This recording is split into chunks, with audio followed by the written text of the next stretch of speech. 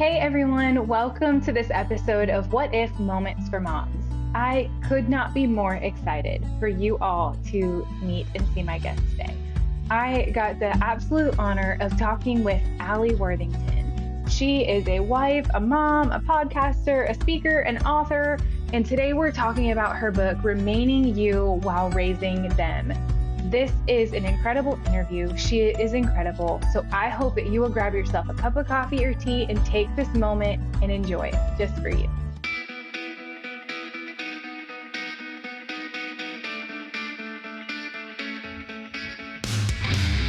Hey guys, welcome to this episode of What If Moments for Moms. I could not be more excited about my guest today. I have devoured her newest book and I have highlighted every page like the proud girl with the Bible that's all highlighted. Like that is me with this book. So I am thrilled. I am honored. She is incredible. I know that you're going to enjoy this and I can't wait for you all to get your hands on a copy of this book. So it'll be linked. You can go to her website, everywhere the books are sold. I just encourage you so badly to get this book. So Alli, thank you so much for being here with me. Thanks for having me. This is going to be so fun. I'm stoked. And I was telling you right before we started recording that this book could not have come at a more timely moment for me. With my almost 3-year-old, as soon as I saw the title, Remaining You While Raising Them, The Secret Art of Confident Motherhood. Confident is something that I do not feel ever in motherhood. I'm kidding. So it's getting better. But just the remaining you part, that's something that is a lot more challenging than I thought it was going to be. So I would love for you, if you have 5 boys, I don't even understand. I can't even imagine. So tell our audience a little bit about yourself and your family. Yeah. So yes, my husband and I are claim to fame as we've survived having 5 boys. The oldest is 25, and then the baby, which he'll always be the baby because he's the youngest, he is 15. So I feel like we're out of the really tough phase, but I have a lot of wisdom that I want to share. I wanted to wait until they were older and I had most of them grown before I was like, hey, got a little advice for you. Yeah. And you do. This book, one of the first things that I highlighted on here was, and this is something I feel like I've catch myself saying a lot. It's literally on page 4. You said, I had no idea motherhood would be my greatest joy and also the hardest thing I would ever do. I wasn't prepared for how motherhood would change my life, and I certainly wasn't prepared for how it would change me. And I love that you talk about like not just the physical aspect, because that's yes. Yes, there's that. But just all of the aspects of it. And I feel like I tell people, I'm like, having Charlie and being a mom is my greatest blessing, but it is the hardest thing I've ever done. Like that's so good. So I was just at a speaking event a couple of weekends ago, and someone in the audience wanted to know from my business, like how it is that I am driven and I am, I'm kind of as tough as I am. And I said, I wasn't ever before I had children, but having children gave me strength. Having children gave me purpose. I would run through a brick wall for my children. Yeah. But I definitely wasn't that woman before kids. Kids do change us. I had no idea how they were changing me when they were younger because I was just trying to keep my head above water and like fishing poop out of the bathtub. You know what I mean? I do. But it is, yeah, you definitely do. Yeah. It is the greatest, most wonderful adventure to have kids, but also on a day-to-day basis, it kind of grinds you down because it's physically exhausting and it's intellectually boring. But in the middle of all of this process, we wake up one day and go, wow, I love what being a mother has taught me. And I love the skills and the gifts and the abilities that I have now that were born in me from motherhood that I can use to do so many other things in life. It's like you said, the most wonderful thing, but it's a grind day to day, especially when you're in it with littles. It is. I mean, I am a mom that works out of the house and not a mom that works in the house. And so that does, just thinking like, okay, I'm getting home. I leave here at 4, I get home at 4:30. Then you have to cook. So dinner's on the table at 5:30. And then you have to give him a bath because he's so dirty. And then it's just like, and by the time you know it, it's already time for him to go to bed. So something that I'm having to learn that like I before Charlie, BC for my life, I was, and I still am, very much a planner and type A and OCD. And like, even like the first couple years, like every night I would go in and make the playroom perfect. And it was always clean and all the cars were put up and everything had a home and a spot. We still do that some, but God has really challenged me to let some of that go, because what I found is as I'm planning my nights, before I even get to it, I'm missing the moments. Yeah. I'm missing those small moments. Like my husband, I'm so grateful. He doesn't care if we eat bologna sandwiches for dinner. Like some of A those like good man. expectations. Yes, I'm so grateful. Like as long as I don't give him beets, olives, or cheesecake, I'm good. That's easy. It's so easy. But I had to like take some of the expectation that I was putting on myself off and allow the Lord to change me. Yeah. Because it's really hard to just kind of want to hold on to like, no, this is who I am. Like we have to have a plan. We have to sit down at 5:30 to eat dinner and it has to be like a 3-course meal with vegetables and a potato. Like that's impossible. It's just It's almost a recipe for misery, you know? it When I is. was deciding, like, is this book needed, right? I sent out an email to my email list, and over 1,000 women answered in depth of the state of motherhood. And I wanted to know, like, how are we doing with mom guilt? Mm, 96% of women said they were. And then yeah. I wanted to find out, is it us? Is it our spouse? Is it our mother-in-law? Is it our what is causing mom guilt? The number one biggest cause was social media, Yeah. Yeah. where I women see are that. we're just trying to live our life, right? And then Hmm. we open up our phone and there's a picture of someone whose life looks perfect in that photo or the video. Like everyone's dressed alike. The children are all dressed in Right. white magically. The dog is smiling. And then we see it and we're like, my dog just ate a sock and threw up on the floor. I'm fishing Right. poop out of the bathtub. I'm exhausted, you know? And we want to throw our phones across the room because we feel Yeah. like other women are getting it, but we're not. Right. And because of I'll just call it out for what it is, the Instagram kind of influencer business model. Yeah. There are women, and I'm a businesswoman. I love business. So I'm not saying people shouldn't do this, but we need to be aware of it. There are Right. entire business models based around looking perfect on Yeah. Instagram and your Yeah. family looking perfect. But there is something in like the base of our brain where even when we know it, we see those images and we go, oh, I'm a Mhm. failure. Everyone else is getting Yeah. it right. Yeah. So women are just inundated with it should be perfect. The playroom should be clean. I should be growing wheat in my backyard and making organic Right. bread for Obviously. dinner every night, right? I mean, I'm kind of on this thing right now telling women, whatever those accounts are, just please unfollow them. You can follow Right. them again later, but they are so damaging to women's psyche right now, especially to young moms. Yeah, I could not agree more, and that's something that I've had to be very intentional with, is just putting my phone down when I'm with him, because Yeah, it's really not worth it, and just trying to figure out what are those other things that when I'm tempted to just kind of, because I mean, you are like you said, in the throes of, like, the toddlerhood, like, at the end of the day, I just kind of want to do something mindless and not think, so sure. it's so easy to just scroll. Yeah. But it's not just scrolling, it's feeding our thoughts and it's feeding our brain and it's really shaping how we're feeling about ourselves. And I can so easily catch that. And so I've had to kind of come up with a couple other things that I really enjoy doing so that when I'm tempted to just mindlessly scroll through my phone, like I can close it and go choose to do something else, because it's like this trap. It just kind of sucks you in when you start scrolling and you just can't stop. It's ridiculous. It really is. So, but I've had to be very intentional about my phone and really just cherishing the moments that I have with him. And I love in this book, and I want to make sure we talk about that, how you broke it down into 3 different parts. Mm, And the first part is modern motherhood is broken. And a lot of that you did touch on, like the guilt, the mom guilt and stuff like that. mhm. Can you elaborate a little bit on that and why it is broken? Yeah, I think so much of it is social media. So Yeah. much of it is the videos and the imagery and the messaging that women are getting every day because say someone's whole brand is organic baby food, right? And all Right. they talk about is making homemade organic baby food for their baby and their kids. Every time we see that account, we're just going to be like, "Well, I I fed them SpaghettiOs, or Right. the peach baby food I fed wasn't organic, we're gonna feel terrible. Or somebody else's whole thing is, I'm knitting my own child's clothes or whatever it is, from like Yeah. lambs that are locally sourced in the area, right? I mean, Right. it's Yeah. ridiculous. So then we're Yeah. like, "Oh, I bought the outfit at Target. I'm obviously a Yeah. terrible mom."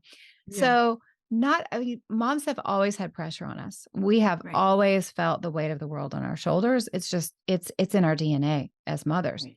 Yeah. But then you combine it with the constant messaging all day long of, Yeah. "This is right. You're not doing enough. This is how to be a good mom. This is the Right. only way to be a good mom." And, all Right. these things, when really being a good mom comes down to investing in yourself, Yeah. making sure that you're Yeah. emotionally healthy, making sure that you're spiritually healthy, because we can quote unquote do all the right things, but if we aren't okay, Right. it's not going to end well.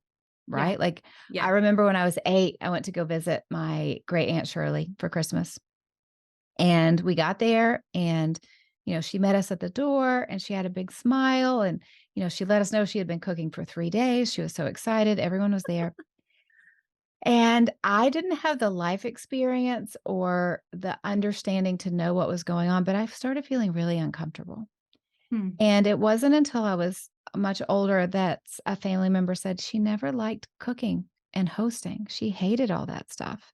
But she felt like to be a good mom to her kids and a good Oh, family member, yeah. that's what good moms do. Yeah. But over the years, she got resentful because she never Right. felt like she had permission to raise her hand to go, "Hey, can everybody bring a dish? Or how about we Hmm. trade houses every year?" So she felt like to be a good mom, this is what she did. So she did the right things. Yeah. But in her Yeah. heart, after resentment came bitterness. And Right. so even as Yes. an 8-year-old girl, I felt the bitterness. Even though she was smiling and being nice, Right. I just knew something was awful. Yeah. And that's what it is. We can do the right things, but if we are dying inside, it Hmm. will affect everyone else. Motherhood right now, women have believed the lie that it's all what we do, but really all of the magic of motherhood is in who we are, because who we are will leak out all over everyone around us, whether Right. it's resentment, whether it's kind Yeah. of putting our needs on the shelf and dying on the vine, or we're coming to motherhood from a place of, I am a person worthy of care, just like my kids are worthy of care. I'm going to invest in myself and take care of myself just as well as I take care of them. And I'm going to model for them what a healthy adult should look like. And that's Yeah. the best gift we can give our kids. I could not agree more. And I feel like I so easily fall into categories 1 and 2, and I haven't yet got to the self-care and caring for myself. And because, like you're saying, you're constantly pouring out, but if you're not putting Yeah. anything in, and I have lived in the resentment. I have been the passive aggressive wife, just like kind of glaring at my husband as he's drinking a hot cup of coffee that I gave him in the morning. You know what I mean? Like, Yeah. just, I mean, and then it gets, and before you know it, you're just like snapping and you're angry at everything. And But I you're remember doing the getting, right things, right? yes, You're doing doing all all the the right. Yeah. things. Yeah. I am being the model wife, the mom, like I'm keeping the house. I'm literally doing everything that you're supposed to do, but I'm such an angry, resentful, bitter person inside. And I got to that place and I literally remember putting my hands down on the sink and I was like, who am I? Like, this is not who I am. This is not who I've ever been. And this is for sure not who God's called me to be as a wife, as a mom, as a human in general. Like, this is not it. And I do think a lot of it, like you were talking about social media and comparison, I think is something that women struggle with in general.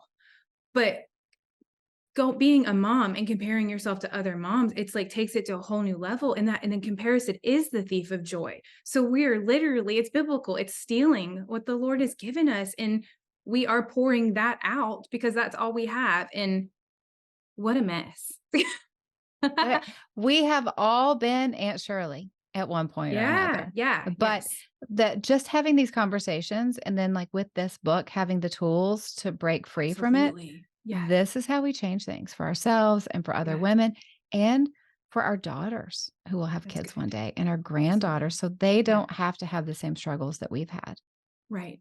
So I want to make sure that we get to the part where the part 3, and I know part 2 is the good mom myths. And you all have to just get the book. You have to read it for yourself. She can't tell you everything in this little interview because I promise you will not regret it.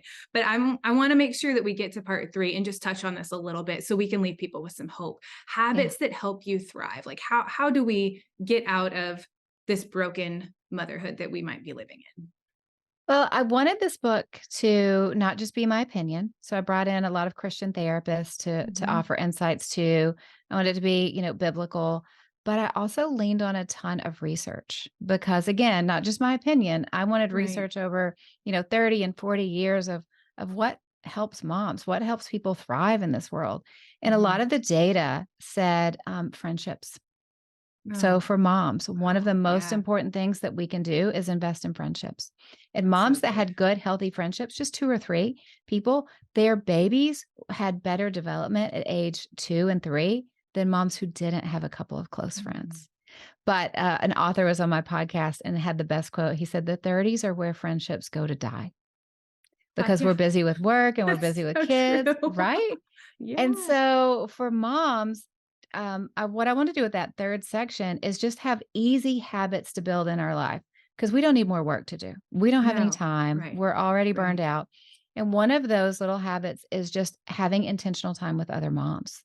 That's so 2 of good. my friends, they don't have time to see each other because they moved away. So they know every Tuesday night at 5, they make dinner together. So they have their iPads in the kitchen, they put on their AirPods, and they Yes. literally make dinner together, and that's their catch-up time because our hearts need it. Our hearts need women who Yes. get us, Yes. right? Yeah. Mhm. So there's the simple habit of making sure that we have friend time. There's the magic question habit that is my favorite, and that's just asking ourselves every day, "What do I need right now?"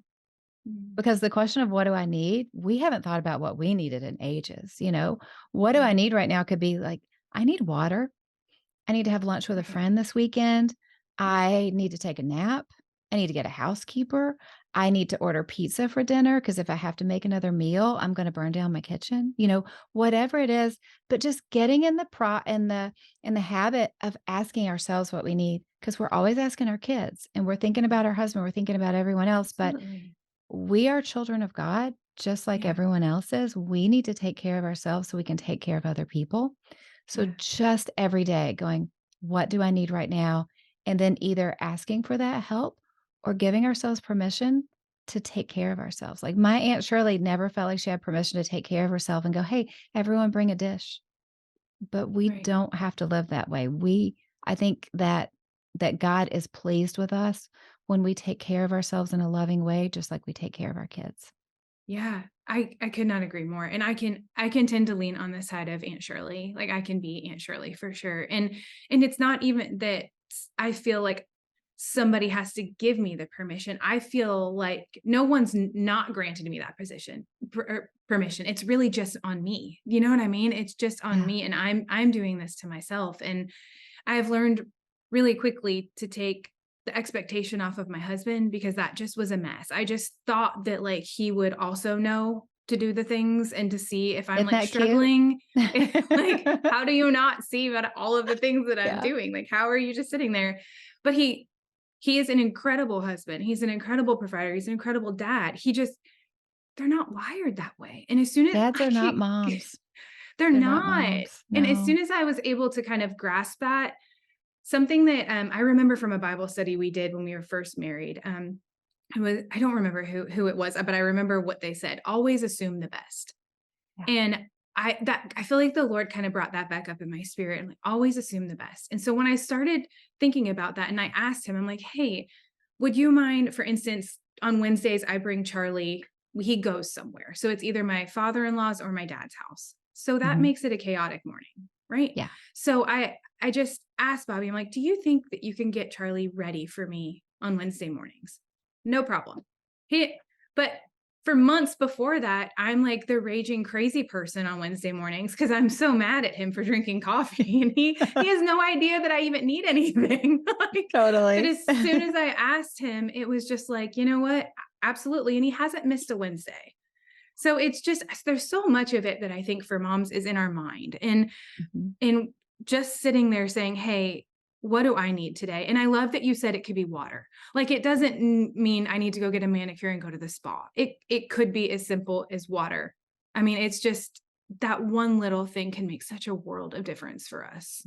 So, Yeah, and it protects us from the blow-ups, and it can protect us from developing depression, yeah, because yeah, when when a woman feels like she's unsupported and she's not getting the help she needs, we tend to kind of isolate even more from yeah. other people, and as we Mhm. isolate more from other people, we're at risk of developing depression. So, Yes. these are things like for some women, they need to hear the message that taking care of yourself is the best thing you can do to take care of your children, It's so good. right? Yeah, Yes. Yeah, and it's so hard sometimes, but it absolutely is the best thing. We can't pour out if we're empty. We're right. just kind of chugging along, waking up, doing the same thing over and over and over again, and it steals the joy out of what should be one of our greatest gifts, I think. So we just have a couple seconds left. I just can't thank you enough. I'm so honored to have you on the show. Oh, thank you Yes. so much for having me. Yes, of I'm course. thrilled that the book has been so helpful for you personally.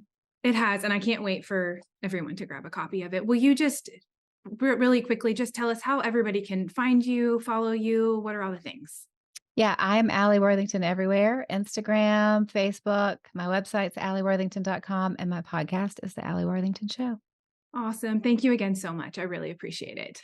Thanks for having me. Hey, everyone. I again encourage you so much. The links will be right underneath the show. So please go get yourself a copy. Email me if you can't get a copy. I will get you a copy. I just want you to have this book in your hands. It's such a phenomenal resource. So stay with us because, as you know, Stephanie will be back with a What the Hack. I'm pretty sure it might be something Christmas related because we all know how much Stephanie loves it. So hang with us and we'll be back with a little bit more on What If Moments for Moms. The hat. The city. Hello, friends. It's Stephanie, and Rebecca is back with me Hello. today. And we're sharing super easy Christmas DIY projects, and everything comes from the Dollar Tree. So not only are they easy, they're super affordable. Amazing Get deal. your children, get your friends, get somebody Anybody. together and just do a craft night. You will not regret it. So we have these snowflakes from cute. Dollar Tree. So we have different size. These all came together, right? And then we have this beautiful one. And we're simply going to layer, okay? We're going to start with the bottom one. We're going to dab on some hot glue to the little stars and just put them right, because layers bring like definition Yeah, to like the more dimension. yeah, dimension. That's the Yeah, word. that's Thank the you. word. That's what I count on Rebecca for, my words. I try to have the words Thank ready. you. I appreciate you. Okay. Super easy. Get those on there. And we're using hot glue. You can use this and E6000, right? So For that longevity. for it'll stay forever. And listen, if you make stuff with your kids, it's stuff you're going to pull out later and you're going to have the best memories. Right. The best times. You And remember then, making I'm them. an empty nester. So it's stuff that you'll pull out many years later and you might cry a little. It's okay. That Okay, ridiculous. crying's okay. Okay, so look, we have dimension. So cute. I mean, look how cute that is. It's a Love it. layer. It can be sitting, it can be hanging, and for Imagine. $3 you have this beautiful. I love the silver. Me too. The beautiful, right? Now I want to show you one other thing. Okay, all Dollar Tree. If you like just simple and elegant, okay, look at these. These are the brush trees from Dollar Tree, and they have these cute mirrors, right, for $1.25. I'm simply going to hot glue the trees Cute. to the mirror, and that's it. It's going to be simple. It's going to be Simple, elegant. Cute. Listen, I do gaudy Christmas at my house. I can't help it. I have all the things. But if you are elegant, look at that. That's so If you're elegant. if you're elegant. And they have all these beautiful many brush options. trees. Look, if you like leopard, I think this one would go perfect with leopard. Absolutely. Hello. Yeah, super cute. Do not discount Dollar Tree. They have all the things. Don't, and then go to YouTube. That's how I found a lot of the Yep. ideas. Go to YouTube, find some ideas, and then just sit down, slow down, and get ready for Christmas. And then when Christmas comes, you can enjoy it just a little bit more because you're Yep. not stressed out, right? Yep. My email address is right here. Feel free to email me about anything. I'm here for you. I love having Rebecca on. She loves doing crafts, I and love so doing do crafts, I. especially And Christmas. especially Christmas. And we'll see you next time. The hat. They're singing. We want to connect with you. Make sure to visit our website, momentsformoms.tv, for the latest episodes of the show, guest information, resources, and so much more. Visit momentsformoms.tv today. What if Moments for Moms is more than just a show? It is a community of moms encouraging each other on this incredible journey we have been called to. Join our private Facebook group to share your mom moments, questions, small victories, and connect with other moms as we all come together in this ministry called motherhood. We can't wait to see you there.